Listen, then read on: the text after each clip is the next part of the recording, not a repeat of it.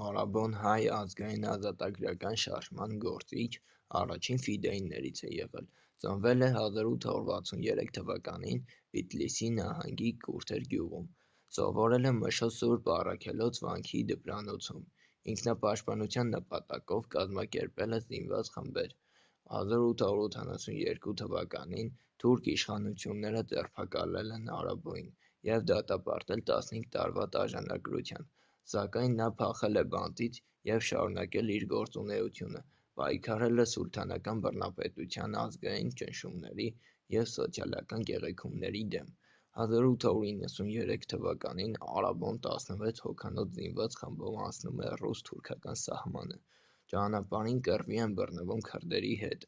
Արաբոն իր հետ վերցնելով 5 ընկերոջ, քրդի տարազով շարունակում է ճանապարհը դեպի Մուշ, բայց ճանապարհին դարձյալ բախվում են քրդերի հետ, որտեղ էլ զոհվում են Արաբոն և նրա ընկերները։ Աղբյուր սերով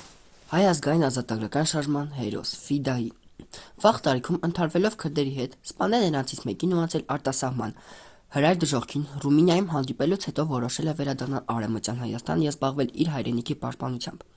Հայաստան իսկ մտնելու պահին նա հանդիպել է թշնամու ջոկատին և կարողացել իր խմբով հակահարված տալ նրանց։ Սերոբն առավել աչքի է ընկել իր հայրենի Սողոր գյուղի պաշտպանության, իսկ այնուհետև Վապշենի ինքնապաշտպանության ժամանակ։ Սերոբի ջոկատը գործ է ունեցել Թուրքիայի այլ շրջաններից խլած եկած քրդական և թուրքական բանակի հետ, որոնց ծանոթ չէին տեղանքին։ Այդ հանգամանքը Սերոբը աշխատել է միանգամից օգտագործել և ժամանակ չտալ թշնամիներին վերջիններս տեղացի քուրդ գտնեն իրենց ցուցումներ տալու համար։ Շնորհիվ Սերոբի Արևմտյան Հայաստանում ամենաքիչ ջարդերը տեղի էին ունենում Խլատ գավառում, որի համար էլ ժողովուրդը նրան տալիս է Աղբյուր անունը։ Իր կատարած քաջագործությունների համար կոչել են նաև Նեմրութի հսկա կամ Նեմրութի Ասլան։ Վապշենի մարտերից հետո Աղբյուր Սերոբի համար թուրքերը մեծ գլխագին են նշանակում և սկսում են հարձակվել անմեղ գյուղացիների վրա։ Դրա համար էլ Սերոբն իր ընտանիքի հետ գնում է Սասուն և գլխավորում այնպիսի ֆիդայներ, որոնցից էին օրինակ Ադրանիկը և Գևորգ Չաուշը։ Այստեղ նրա կինն է՝ Սոսե Մայրիկը, իրական անունը Սոսե Վարդանյան, հայ ազգային ազատագրական շարժման գործիչ։ Սոսեն ծնվել է 1868 թվականին Սասունում, Նեմրութ լեռան փեշերին գտնվող Թեղուտ գյուղում, բազմաթամ ընտանիքի տեր-մարգարդրու Աստանտուրի հարկի տակ։ Հազիվ 13 տարեկան էր, երբ սասունցի հայրի ավանդույթի համաձայն ծնողները ցանկանում են ամուսնացնել Սոսեին, սակայն Սոսեն ըմբոստանում է և որոշում է կյանքը կապել Խ. Սերոբի հետ։ Հայ ազատագրական շարժման տարիներին եղել է ամուսնու կողքին։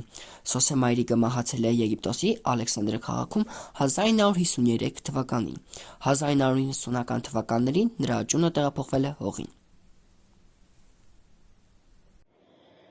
Ես իմ վաստակիր գնահատականը չեմ փնտրում,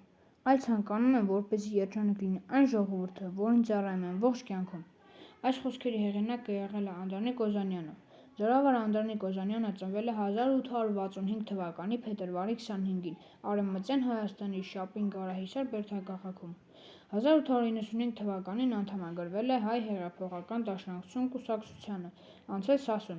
Համագործակցել է Աղբյուր Սերոբի, Գևորգ Չաուշի, Սպաղանաս Մակարի հետ։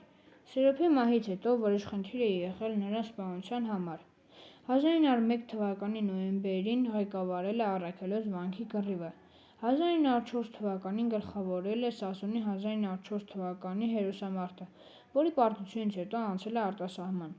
1907 թվականին մասնակցել է Վիեննայում կայացած ՀՅԴ 4-րդ ընդհանուր ժողովին, մերժել Օսմանյան ընդդիմադիր ուժերի հետ համագործակցության ցանկացած փորձ։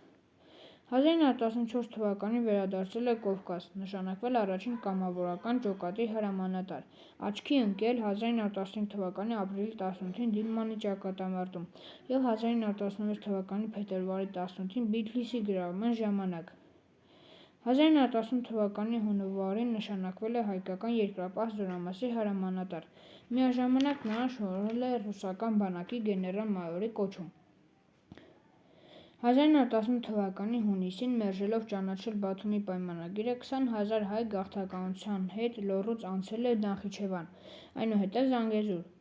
1918 թվականի նոյեմբերի 16-ին փորձել է անցնել Արցախ, սակայն զորավոր Թոմփսոնի պահանջով վերադարձել է Անտանտից և Հայաստանի Հանրապետության կառավարությունից հիասթափված 1919 թվականի ապրիլին Էջմիածնում ցրել է զորամասը, զենքերը հանձնել կաթողիկոս Գևորգ V-ին և հեռացել արտասահման։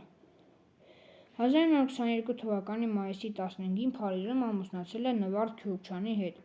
որից հետո մշտական բնակչություն է հաստատել Ամերիկայի Միացյալ Նահանգների Ֆրենզնո քաղաքում, որտեղ էլ 1927 թվականի օգոստոսի 31-ին մահացել է։ 1928 թվականի հունվարի 29-ին թաղվել է Փարիզի Պեր Լաշեզ գերեզմանատանը, որտեղից նրա մարմինը փոխադրվել է և 2000 թվականի փետրվարի 18-ին ամփոփվել է Երևանի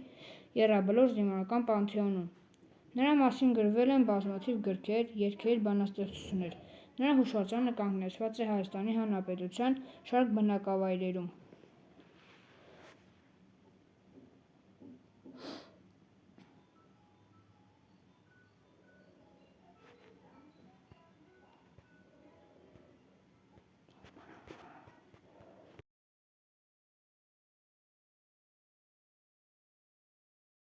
Հայ ֆիդայիններ։ Ֆիդայինները կամ հայդուկները Արևմտյան Հայաստանում ժողովրդական վրիժառուներ էին։ Նրանք հանուն հայրենիքի Արևմտյան Հայաստանի ազատագրության համար ընտրել էին անհատական պարտիզանական ընդվզումը։ Հայ ֆիդայինները հանդես էին գալիս թե անհատապես, թե խմբերով։